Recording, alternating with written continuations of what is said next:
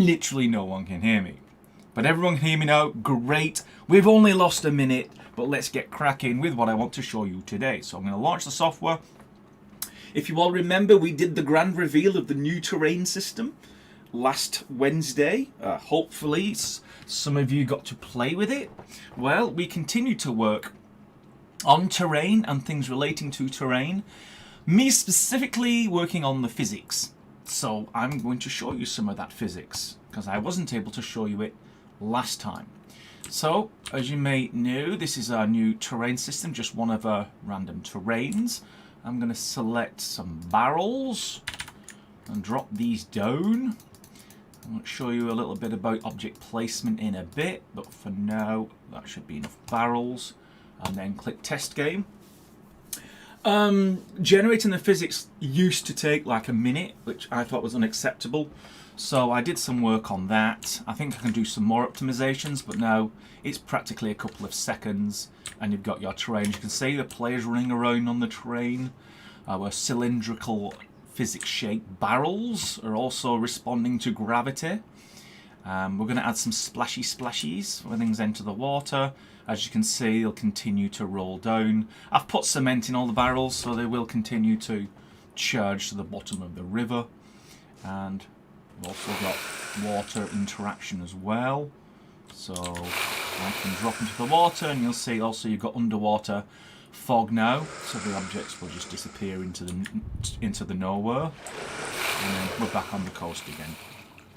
So that's physics. I'm pretty happy with that. It's not the entire world. It only generates, and this is how I sped it up, it only generates physics within your play area. So your play area will be defined as wherever you start. If you've not got a start marker, it's just wherever the camera was, and it starts there.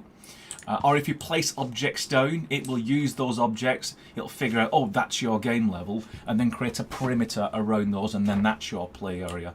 That allows us to generate only the physics we need, and also generate the Nav Mesh for the AI as well. So speaking of that, I'll show you that one next. We'll go to our new terrain generator. This isn't finalized.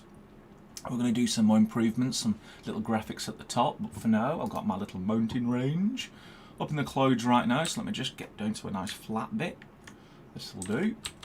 And then I'm going to pick a building. This is how I'm going to show off inside as well as outside. So there's our building. I will add a zombie. Lovely zombie. And a start marker. Like so. And then run. And I'm going to go into the debug manager, which lets me pick the ability to see the nav mesh. So there's our zombie. He's detected me and he's got up. Now he's going to attack. See that line? That's the line. And of course, now the terrain, that yellow area around here, that's the nav mesh. And the nav mesh continues up these steps and through into the building and round through to the other door and then out on the other side. So the zombies picked the shortest route to me, and then we'll proceed up the steps. If I come in here, you'll actually see that it's constantly calculating its path, shortest distance to me, and then he'll eventually get up to me and then try and eat my brains. So that's nav mesh, both for buildings, objects, and now terrain. Even if the terrain's quite steep, it will generate a nav mesh. And anything that's too steep, like that really steep hill up there, obviously it won't create a nav mesh because there's a rule about how steep a surface can be for characters and the player, in fact, to it's just gonna come out of there, to actually be able to walk on. So it does all that for you. So now I'm going to create an empty level because I want to show you the last thing. This is the bit I was working on today. I'm quite pleased about it. It's the object placement system. It was always a little bit nearly but not quite. Well, I've made efforts to actually finish the job. So now let me just pick any old thing. Let me just put another building in like so. Show you the importance of sorry, yeah. Just reset that. Empty, dink, and then okay. So if I pick a building, no, sorry guys and gals, I'm just gonna have to rerun that. This is the virtue of watching software in development. when you work to the last possible minute and then you present a demo and you've introduced a bug. So that bug will be fixed right after this broadcast, I guarantee it. So going back, I repeat the process, empty, go in, go down to the floor, pick a object, and we got our object. So this is what I wanted to show, is all of the different object placement options. So we've got barrel, like so. And you can place a barrel much as you do. If you can drag it in like this, you can select it and drop it in like that, and then once it's in the level you can move it around with your horizontal, your vertical, and your smart mode, which actually gives you a ghost of where the object is going to be. When you let go, it places it where the ghost is. So I'm going to put the third one there. So all that works nicely. Rubber band now works again. It didn't before, but now it does. But here's the thing I wanted to point out, is the convenience of the fact that you can move things horizontally, like so, and you can move things vertically or the smart. But when you are dragging from here, it actually locates the surface of things. So if I click that, you notice it's finding the surface. So it could be a table, could be at top of a roof or inside the building, you see. So it's actually got these smarts, and even when you're just dragging, I'm holding down the left mouse button, it also finds the surface. That way you've got the best of both worlds. You can drag things in and it just finds the surface to put it on, but then uses these modes afterwards in order to place horizontally, vertically, and using the smart system. So put one there, stack that one there, etc. So that's what I wanted to show, showing that it works. The other thing where I was dragging something in, it didn't appear, that's related to something called a plane detection, and the plane every now and again decides to wander off. So I would have to retrieve that plane and make sure that it's always where it needs to be in order for the raycast on the system to make sense. So that's it for the software. The last thing I want to announce, it was done literally less than an hour ago, is the improvement to the auto update system. So now the server checks for file hashes much quicker. So when I actually release an update and then make some changes, you may have noticed the install underscore error that you often get in previous auto updaters. That will be gone now. It will actually update the server files very quickly, and then the auto updater will always have access to the latest files and be able to verify them. And so that's what you're going to get in the Friday build. But now I'm going to turn to your questions. I'm looking at the clock. We're doing very well. I'm talking very fast, even with the 1 minute of the sound of silence. Unless we can find some questions, some worthy questions. So thanks very much everyone for sorting out my sound issue for me. Here's the first question from Skull D Gaming. Question: what API will Make's engine run? We're using a number of different APIs. We're using the amazing Wicked engine for the graphics, Bullet for the physics, Asset Importer for model format loading, and everything else is our stuff that we've glued together in order to create an entire game maker. And there may be one or two more APIs along the way. We're using Recast and Detour for Nav Mesh generation and pathfinding.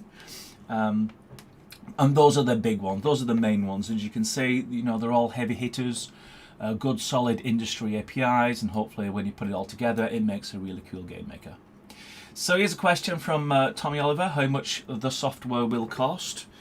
$49.99 at full price, and possibly 6 months later we'll run some promotions, who knows.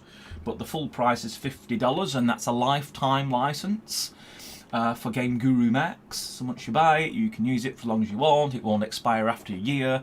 You don't have to worry about subscriptions. You don't have to worry about other licensing factors. Whatever you make in GameGuru MAX, you can sell. No strings attached. No watermarks, no nothing. So hopefully you'll find $50 is a bargain for. What a wonderful piece of software. Okay, this is from SS. When pre-sale on Steam? We are releasing the early access of GameGuru MAX at the end of November, so keep an eye out for that. Looking for a question. Here's a question from Scooby and Tarkus 1971. We have player versus soldier, but how about if the player is attacking and being attacked by zombies and draws the zombies to an area with soldiers, so zombies and soldiers can attack each other? Absolutely. From the beginning, I implemented what's called a target system.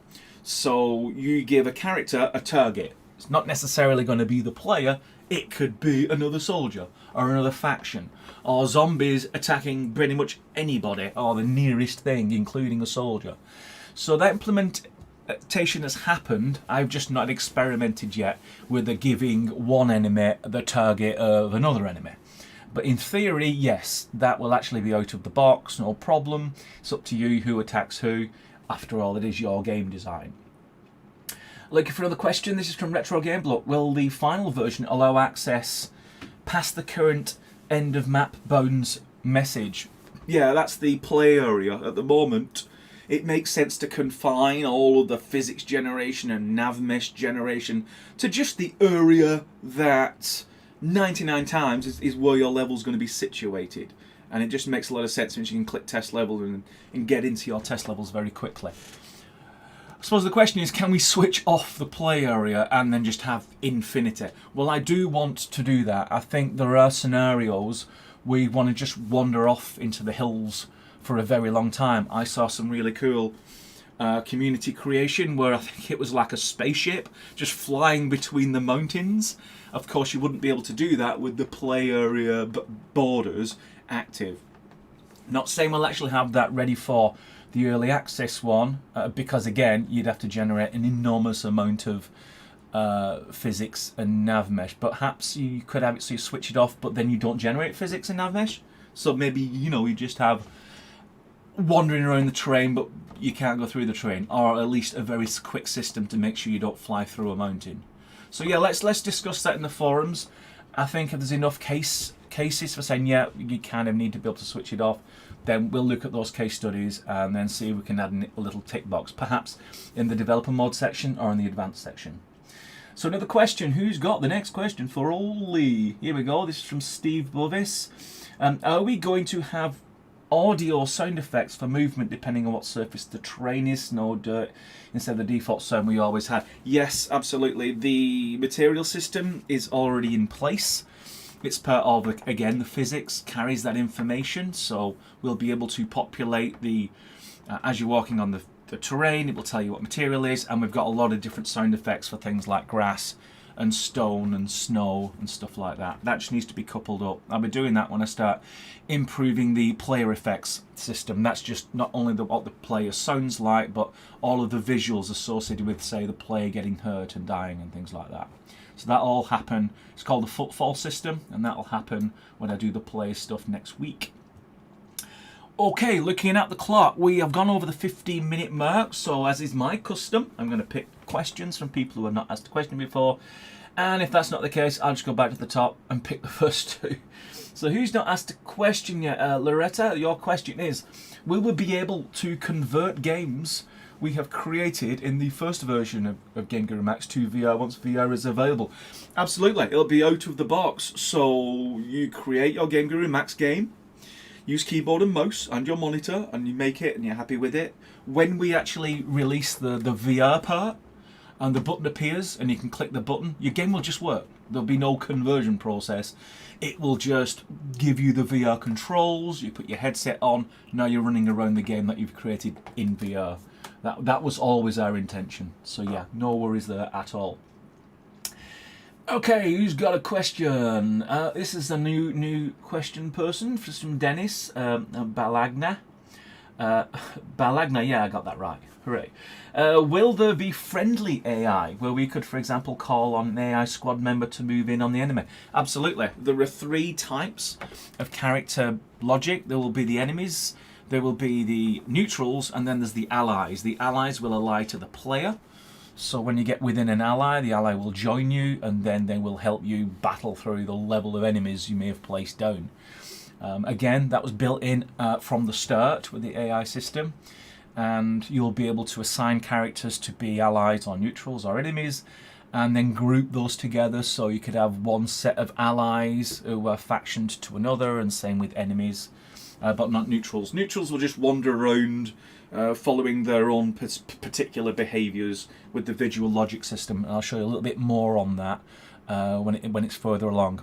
I'm going to kind of finish up all the behaviour scripts and then start integrating those with the visual logic system, which we've covered in previous broadcasts. So thanks for all the questions. I know there are more questions. I will answer those in the GameGuru forums after this live broadcast. Along with a recording of this broadcast, you'll find that in the GameGuru forums. There's a new board, the Alpha build. So go to that board and you'll find it there. So that's it from me this week. I will be broadcasting it again next Wednesday. Everything that you've seen today, those lucky enough to be a pre-order user, you're going to get a build on Friday. A nice solid build this time, because we're going to absolutely test the smeg out of it all of Friday morning, and you'll get it in Friday afternoon on the dot. And hopefully you'll get to play around with all the fixed and finished physics and object placement system. So again, I hope you enjoyed this broadcast. I will join you again next Wednesday at 4 PM BST. So until then, I shall bid you adieu and goodbye.